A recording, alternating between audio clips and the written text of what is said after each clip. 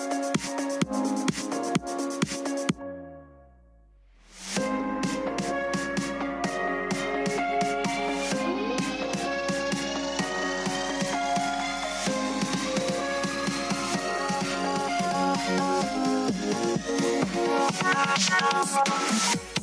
episode of the Pu'u Muay Thai podcast is brought to you by pmtlifestyle.com, Authentic Muay Thai Lifestyle by Pu'u.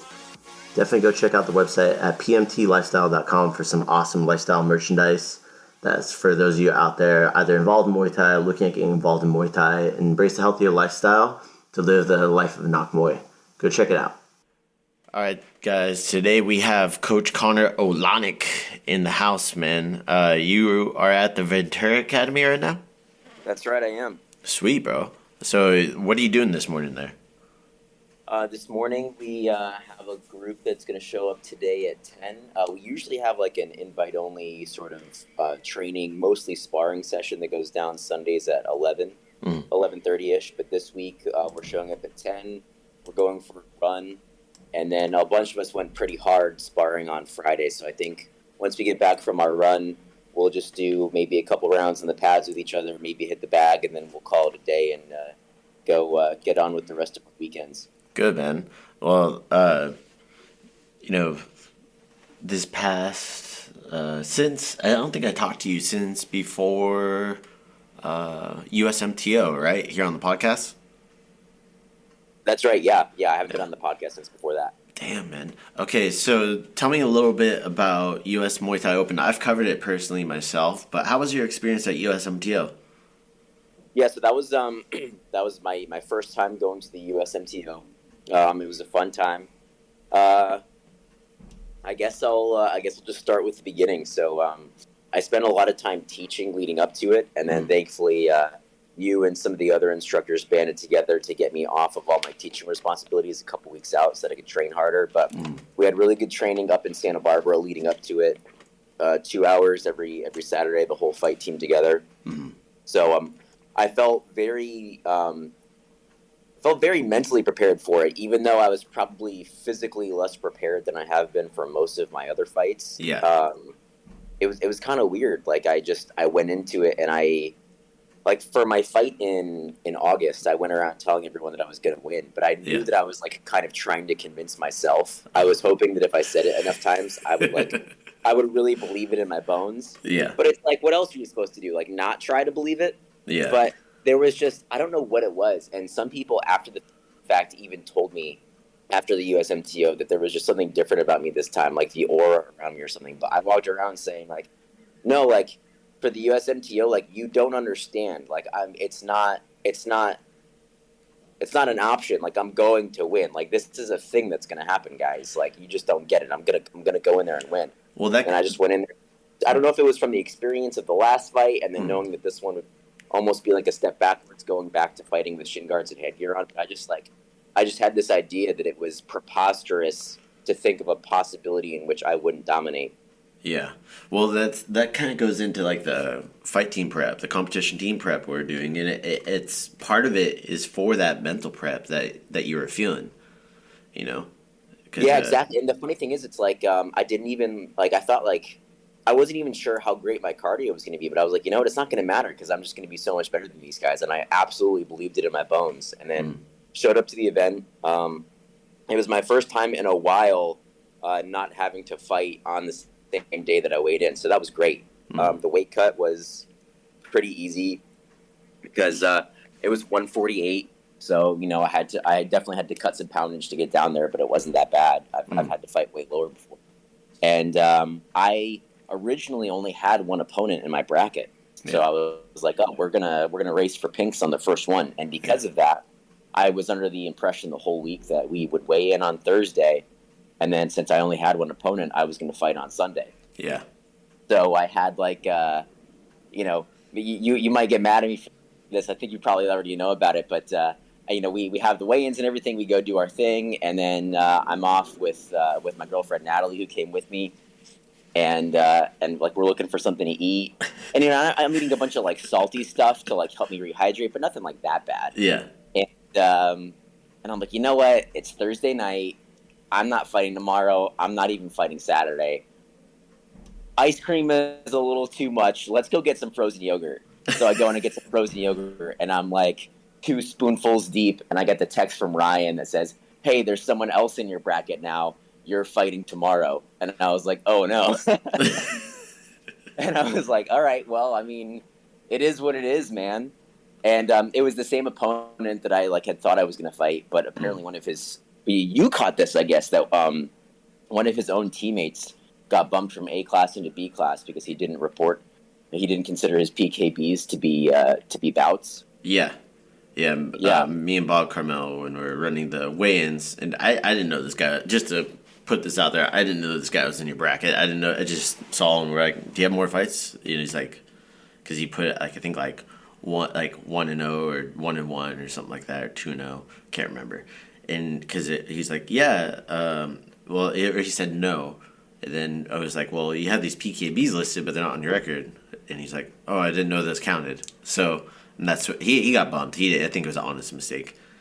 I'm totally with you there. Yeah. But it was funny because it ended up with me fighting on Friday. So, fast forward to Friday, get all ready and everything, and some of the bouts are going by like a lot faster than we expected.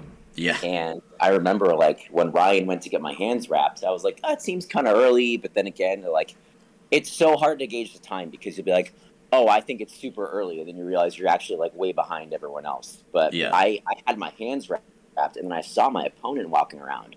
And I'm like, this dude's hands aren't wrapped. He's wearing like jeans and Vans. Like, this guy better show up and be ready. Yeah. And so I'm like, I had like just gotten my hands wrapped, and they call my bout to show up. So I'm like, oh snap, like it's go time. So I quickly like pull on a pair of shin guards. Mm-hmm. I go over with Ryan, Carol, and Alex to the elevator because we're warming up in the parking garage that's right next to the hotel. Yeah, that was a weird setup.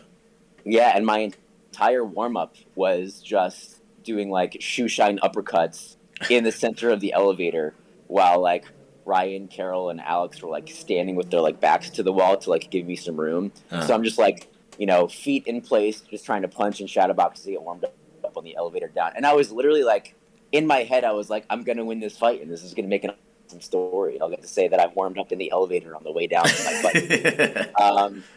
And, we got down there, and of course, it's like, it's always a hurry up and wait where it's like, go, you got to be there now, and then you got to wait for the bouts ahead of you to finish. So I had a little bit of time to like kind of dance around with Ryan a little bit, not really do some stuff on my own. He got me all tied up in my gloves. We went over into the ring, and I had him tape up my elbow pads. Mm. And I stick my arm out with my arm straight, and I'm like, yeah, tape it nice and tight. And so he tapes the top of my elbow pad, like right on the center of my bicep. And then he's like, how does that feel? And I'm like, yep, that's good. And then I go to like touch my face, and my bicep was relaxed. So like I literally couldn't bend my elbow at all because of the tape. And I was like, too tight, take it off. I can't touch my face. Like I can't pick my hands up. And like, oh, okay. So then I had him re-tape me while I was flexing, and then that felt good. Yeah. And the whole time, like, there's no opponent here. And I'm like, what's going on? And then Ryan's like, hey man, hopefully he doesn't show when you get the W. And I'm like, what are you talking about, man? Like I know I can beat this dude up.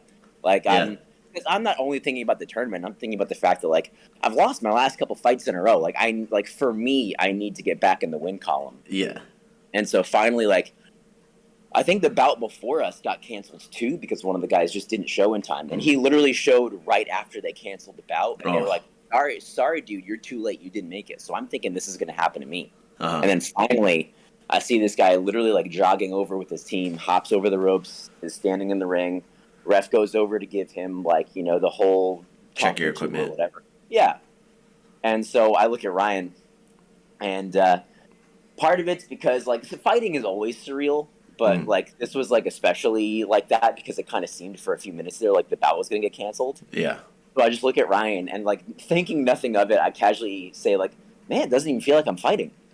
and then he goes, what? he starts like slapping my biceps, slapping my thighs, like kind of smacking me in the face a little bit to wake me up. And like I was like, ooh, that feels good. I'm awake now. Yeah, Right, you're like, dude, you're fighting right now. yeah, I know. He was like, dude, don't say that shit to me, man. Yeah.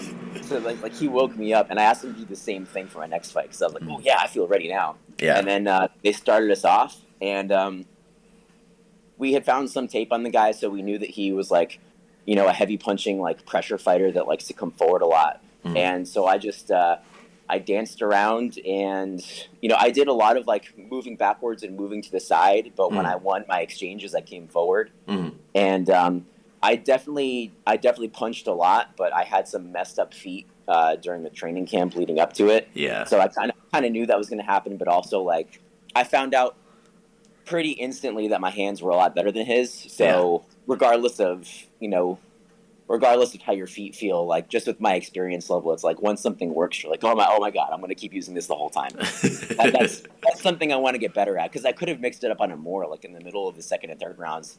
I started throwing a couple more things like leg kicks and stuff like that, but my punches just work so well. Like I've had several fights where at the beginning I was like, I'm going to start with a hard jab, and I think on like 2 separate occasions we just traded jabs and both hit each other like in the face super hard. Whereas this guy, like, I'm like, all right, I'm going to start with one hard jab. I jabbed him, and he just like let it happen to him, and he didn't do anything about it. And I was like, oh, perfect. Yeah, this guy's toast. Like I'm gonna destroy this guy. Yeah. So he came forward a lot, tried to use punches and knees, and I honestly felt like I couldn't miss a jab on him. And the times that he did hit me, I felt like, oh well. It was like, it's so weird what your brain does to you when you're fighting, because I knew I was better than him, and it was almost like I knew I was so much better that I didn't try as hard to get out of the way sometimes. So like even when he hit me, I was like, yeah, but if I was trying, you wouldn't have. And then, but at the same time, I'm like, well, I'm fighting you. Why am I not trying? You know? Yeah. But it's just, I think part of it is just like I was a little overconfident once I realized that my hands were just that much better than his. And then once I sort of collected myself a little bit more, realized I was being successful, I tried to mix in a lot more elbows. And successfully, by the way. Yeah, the elbows worked really well. And, you know, I had tried to, like, lob a couple elbows before in fights, because all my fights have had elbows. But, you know, usually, you know, I think I, like, might have thrown, like, 1 or 2 before. And then, you know, it's one of those things that you realize, it's like, hey, like, when you're talking about a short-range strike, like an elbow, like, you can't sit around and wait for the opportunity to happen unless you have, like, really good vision and, like, you really know your stuff. Like, you have to make your opportunities happen. Yep. So I was like, hey, I mean, this guy's coming forward a lot. I'm pretty sure I can ram in there. Like, I landed some lead up elbows, and then I, like, came in hard with the rear horizontal elbow, and I landed some pretty good elbows. So I was very happy with that, and it's like, it really fits with my fighting style, where like I kind of like to be tricky on the outside, and then once I do come in, I like to like blitz in pretty aggressively. So I'm really looking forward to throwing more elbows. But anyways, I beat that guy up. I had his blood all over my gloves. I got to use my own white gloves. So that was pretty cool. His like lip was all super swollen, and they gave me the decision. And then it was off to the next fight. I feel like I already talked so long about this first fight, but yeah, man. So like, let's fast forward a little bit. So going into the final fight on Sunday. So Sunday, you know, supporting the other people fighting on Saturday and stuff too. It's really badass. It's cool to see the whole team representing well. Going into the finals. So you're fighting somebody from the same gym, correct? Yeah, so he was from the same gym, and he had less experience than the guy that I fought. The guy that I fought had he had a few full contact fights, whereas this guy, I think, had maybe 1 full contact, but mostly PKBs. And Ryan even said, because he kind of looked into these guys for me, he was like, oh, the guy you fought on day 1, that's their stud.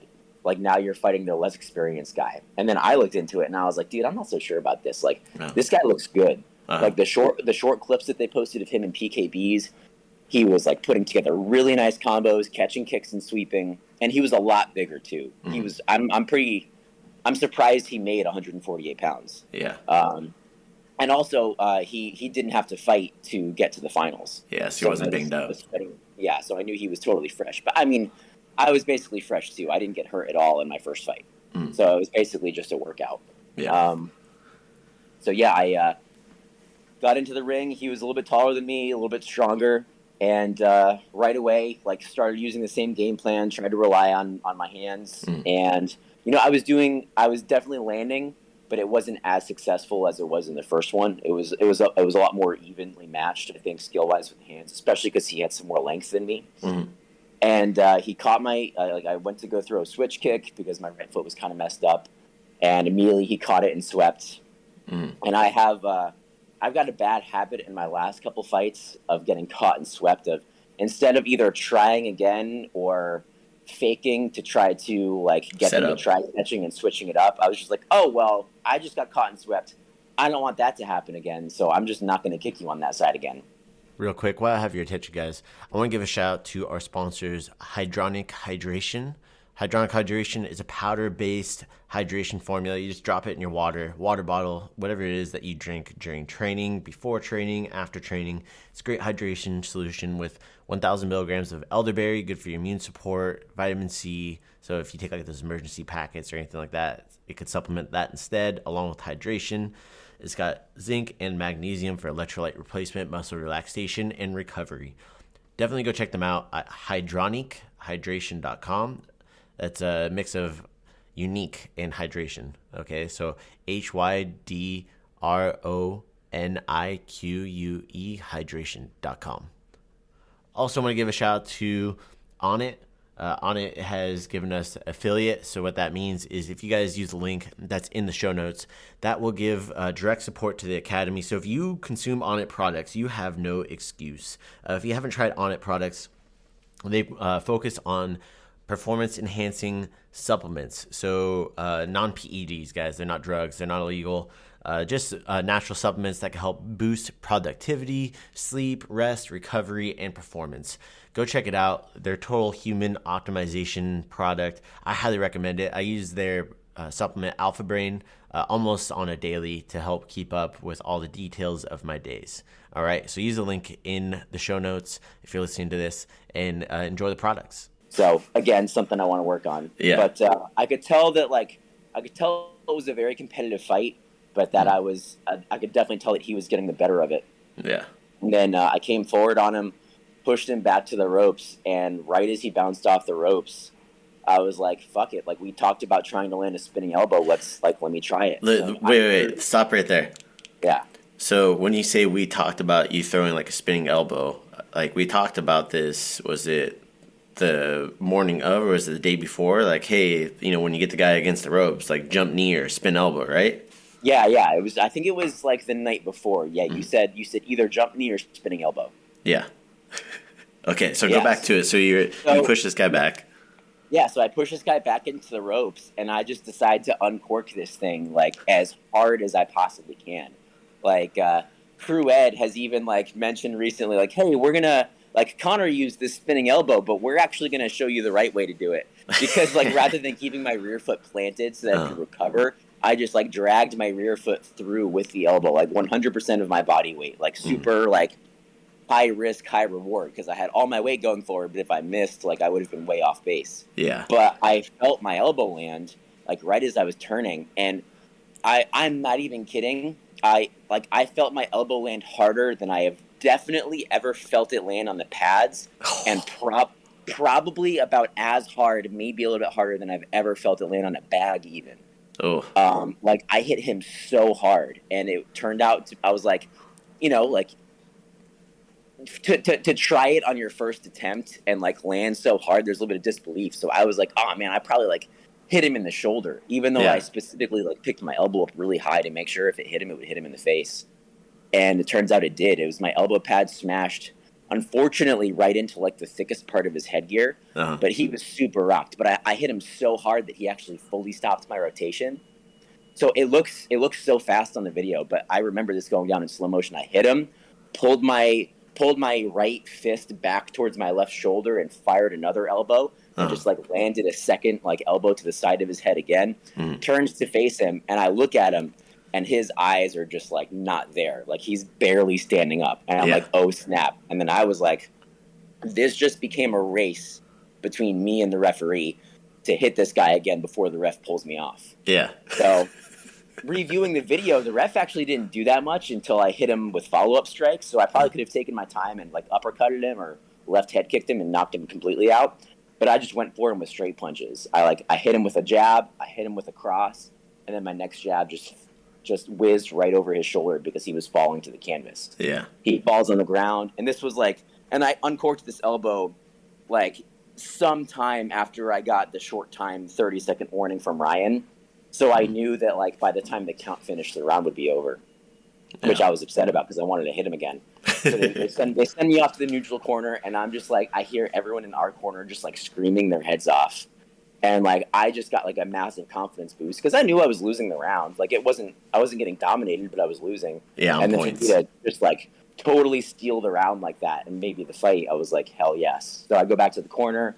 He stands back up, finishes the count, and then the round ends. Mm-hmm. And then he definitely was a little bit more timid in the second round.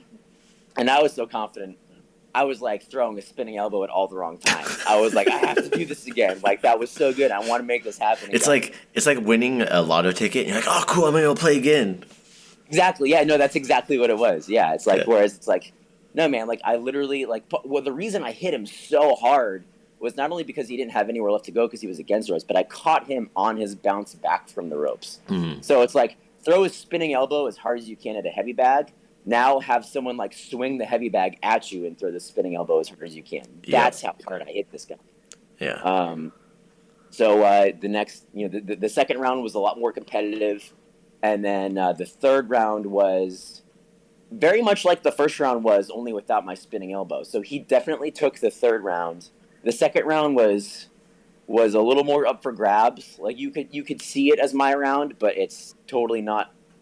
I mean, I would probably score it for him, but it's not the most unreasonable thing to give it to me. I think one judge gave it to me, and two of them gave him the third round. So that makes the fight a draw. But obviously, in the USMTO, they have to declare a winner because it's a tournament. Somebody has to win. Yeah. So because of the spinning elbow knockdown, they ended up giving it to me. So I got the belt. Well, and we got the B-class national championship title. So, and so like, I guess going into it, you said this, you felt like you're kind of going backwards by wearing headgear and shin guards again, yeah? I mean, I don't know if, maybe subconsciously I did. I wasn't saying, oh, this is a step down in competition, but I think maybe it was just, there were fewer things like occupying my brain that I was worried about, Like, I don't think that, Not that now I would have an issue without shin guards, because headgear is like, I don't even care about headgear. But I think in my first fight without shin guards, I had a lot of curiosity in my head about how it was going to go. And like now that's gone. I know how it's going to be, but it was there for the first one. So to go from that, where I had extra things sort of bouncing around in my head about, ooh, what could happen with this? What could happen with that? Do I have to be way more careful about when I throw my kicks now? And whereas like this, it was like, oh, like I've done this before. I can beat these guys up. Yeah. Yeah.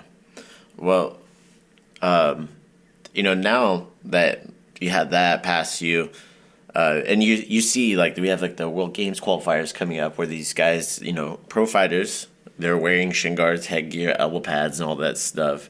So I think you kind of see more or less, like, why I wanted you guys to get that experience, yeah? Oh, definitely, yeah. No, it was well worth it. I mean, just any chance to fight multiple times in a weekend and like be at a big event like that, I'm super glad I went. It was awesome to see the rest of the team compete and support them. And I was like, I think one of the best things that came out of it was just the training that we got leading up to it. I mean, it's when half the team is fighting, or most of the competition team, and we have these organized team practices, like that was awesome. So that's something I really look forward to being a part of again, is like getting all the killers together in one room on one mat and having us work out together. It's pretty badass. I agree with you, and it helps bring that vibe, like you said, that mental energy of like, hey, I'm well prepped for this. Exactly. So, yeah. Going into, you have your next bout February 5th at the Burbank Marriott. Right. So, tell me a little bit like about that event. I know you have tickets at the Academy in Ventura, right? We do, yeah. So it's a Saturday show at the Burbank Marriott. It's going to be no shin guards, no headgear for me. We also have some other teammates fighting. We have Jericho from the Santa Barbara Academy. He's fighting on their morning show. He's actually not fighting anymore because he has he got sick a couple weeks back, and he's still kind of recovering from it. Oh yeah. Well, fair enough. Yeah. It's been hitting us all. Yeah. I'm still waiting for my sinuses to fully open too. Yeah. But yeah, so Brian Almontes is also fighting. He's on the card as well. So we've got 2 people from Pu'u Muay Thai representing. Sweet. I'm looking forward to it. I've been training as much as possible for this one. I've been spending a lot of time in the gym with crew ed and a lot of time down by the beach, just putting in as many miles as I can of running to get the cardio in and get in shape. So it's going to be a fun time. Like I said, no shin guards, no headgear. And I think this guy is he's had a couple Muay Thai fights, but he's also had an MMA fight. I looked up the gym, and I think it's primarily an MMA gym. Oh. Of course, first impressions may be deceiving, and you can't judge a book by its cover. But if I had to guess, I would say, he's probably going to heavy punch and clinch a lot. And if I can use superior clinch work, use some knees, and especially throw elbows, I think it should be pretty easy to take this one. Yeah, man. I really want that now that concept of using your knee or your back elbow off the ropes when you can push them forward using your style, right? Yeah, no, exactly. Yeah. I think my style in sparring has always been a little bit more I like to mess around. I like to be a little tricky, and the more I've fought, the more it's kind of come out of me. And even Jonathan Hernandez, one of the students at the Ventura Academy, he said the difference between me and my August fight and the first USMTO fight, he's like, it was just so different. In the August fight, you didn't look like yourself. And then in the first USMTO fight, which he watched on the Instagram Live, he was like, dude, you looked the exact same as you do in sparring. You didn't do as much different stuff, but you looked like you were there. You looked like you were yourself. You looked like you were having fun. And I think I've gotten better at that every time. And which is great because it's I'm going in with all of my weapons instead of just just a piece of myself. Yeah. Well, going back to that August fight and everything, I was telling people, people are like, oh, how do you think he's going to do? I'm like, I think he's going to do great, but I'm really looking forward to the next one after this. Yeah, you told me that several times. Yeah, I'm like, man, I can't wait to see the next one because you were just starting to pick things up. I know that stuff takes time to really settle in. So, and it's really helped you kind of, I see your style coming out more, like you're saying. So it's cool to see. Yeah, definitely. And and if you are going to have a tricky style like that, distance and spacing and ring generalship is so important. And the more, the more time I have in the actual ring fighting against serious competitors, it's the better I have a grasp of that. The more you get to sort of open your eyes a little bit wider and sort of break out of the tunnel vision where it's rather than just staring at this guy's 2 gloves turning at my face, it's okay, where am I? Am I near my corner? Am I near his corner? How far are the ropes away? How far are the ropes behind me? Can I tell without even having to look?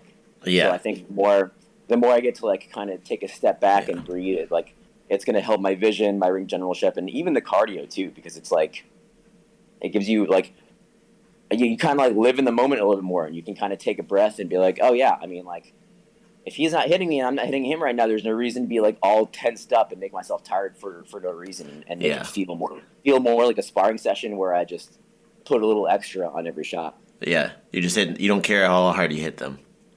Exactly. Yeah, just as long as I touch him, he's going to go down eventually. Yeah. Well, sweet. So, how much are tickets? Tickets are $45. $45. It's cash only, correct? Yeah, $45 cash only. Hey, you can get them either from the Ventura Academy, or you can reach out to me directly either by seeing me at the Academy or on Instagram, text message, any of that stuff. Okay. I'll get the tickets from the Academy and I'll give them out to folks too. Sweet, man. So, and I'm just going to tell you this because I've had quite a few people reach out to me and they're asking, hey, can I just buy the tickets online? And I sent them the podcast where I specifically talked about this. So I want to make sure you're really hammering that point to students, how important it is to buy direct from you guys, from you and Brian, from the Academy. Yeah. So I've run into this problem before where I had someone that was down in Sherman Oaks at another gym that I would teach at, and they were like really worried about how I was going to physically get them the tickets. And I had like 5 different ways to get them the tickets. And then they were like, oh, never mind. I just bought them online from the event. And I was like, oh, no. So, yeah, it's super important to buy directly from the fighters because if I'm the one handing the promoter the ticket revenue, or our gym is handing the promoter the ticket revenue, they know what we did to like drive sales, to drive people to come to the event. Because a lot of these promoters, like, they do it for the love of the game. They do it because they love Muay Thai, but their number one reason is they're trying to turn a profit. Mm-hmm. And if they know that this fighter has a following, if I book this guy, I know he's going to bring ticket sales. I'm more likely to give this guy a fight. So let's say if I fight in February and 6 people come watch me, then, I mean, like, that's okay. But, you know, I might try to get a matchup with the same promoter in 2 months, and he'll be like, well, I've got these 3 147-pounders. I'm going to put the 2 together that brought 30 people each, not this guy that brought 6 people. Mm-hmm. So super important that you guys come and show your support. It's like, I appreciate it so much. I know it's like, it probably doesn't seem like that much to just show up and watch a fight, but to me, it really does mean a lot. So I'm always super grateful when people do it. But get your tickets from me or from the gym, because it helps me out in my career down the line, because the more tickets I sell, the more times I can fight. The more I can fight, the farther I can take my fight career. Yeah, it helps the team as a whole too. So it's so fucking key that people understand this, and I guess we just need to repeat it every time we talk about fights, about how important it is, until people really pick up on it. Because I've said it like a handful of times here on the podcast, and people still ask me, and they're like, "Oh, I didn't know it was like that for this one." I was like, "What do you mean?" It's like that for everyone. Even Erin, who's competing to get on the USA Muay Thai team, she couldn't make it to my August fight, and she texted me and she said, "Hey Connor, sorry I can't make it, but you know what? I know how these promoters are. I'm going to buy a ticket anyway." And she bought a ticket even though she couldn't come, because she knew that it was like it sort of like boosts my social credit with these guys that are like the key to the future of my Muay Thai career. Yeah, and it's so key, you know. And I've done the same thing, because I know how it is too. It's like I've bought tickets for the academy before and just give them out. Yeah, in fact, like there are some promoters that like, I mean, I've fought for them a couple times where they don't allow you to, like, they don't sign you up unless you guarantee them a certain number of ticket sales. Oh yeah, yeah. Like he even said, like, hey, like, you owe me 20 ticket sales. Like, if you sell 16 tickets, I mean, I don't care. You still owe me $20, like 20 tickets worth of sales. Yeah. So if you buy from the promoter directly and not from me, like, that actually ends up coming out of my pocket sometimes. Yeah, it's pay to play. Yeah, exactly. So that's definitely a point to drive home for everybody. So if people want to follow you, Connor, how can they get a hold of you? The best way to do is to go on Instagram. It'll be easiest to find me if you already follow Pu'u Muay Thai. Mm-hmm. So go follow Pu'u Muay Thai, Pu'u, and then the word Muay Thai. And then if you search my name after that, just type Connor, Connor, and you'll see my Instagram handle is Connor Olanik. Mm-hmm. And since my last name is tricky, maybe it's easier to just to look at who the academy is following or followed by. No, and then you guys will find me. I'll put it in the show notes too, so people can easily follow you and everything, man. Well, I know you're getting ready to go hit this run and some training and everything, man. But want to give a shout out to anybody? Just the whole team, everyone that's helped me out. It's been a great time. You know, I've been doing martial arts since I was 14, but I've only been with Pu'u Muay Thai for less than 2 full years, and you guys have done a ton for me. So I just want to say thank you to you, Coach Ryan in Santa Barbara, Alex, who came and courted me for everything, and the whole team, Brian, Jericho, Phil, Miranda, Kyle, Aaron, Aiden, it's Ralph, all those guys, like, they were indispensable. Coach Tomas and Coach Josh as well, and of course, Crew Ed has probably been like the number one guy for me for this one. So I'm really excited to get him a win for the first time he gets to see me fight in person. Hell yeah, it's his first one he's cornering for us too. Yeah, I'm excited. Excited. Hell yeah, man. Well, have a good rest of your day and enjoy your run. Thanks, Crew. Have a good one. Thank you. All right, that's it today, guys. Thank you so much for tuning in. If you guys are listening on iTunes, please go leave a review. It means the world to me if you enjoy the content, if you like hearing about all the stuff that has to do with Muay Thai and what we're doing. Also, there's another way to support us. If you guys visit our Patreon link, it's in the show notes. Also on our YouTube, if you go to pmtlifestyle.com, there's a Patreon link up at the top. You can support us for as little as $5 a month to get some behind-the-scenes footage, things of that nature, to see what we're doing behind the scenes for Pu'u Muay Thai, what we're trying to get going. Also, you can get some early access clips. You can also get t-shirts, merchandise, and a few other things as perks of being a patron. Again, go check that out. It's at pmtlifestyle.com.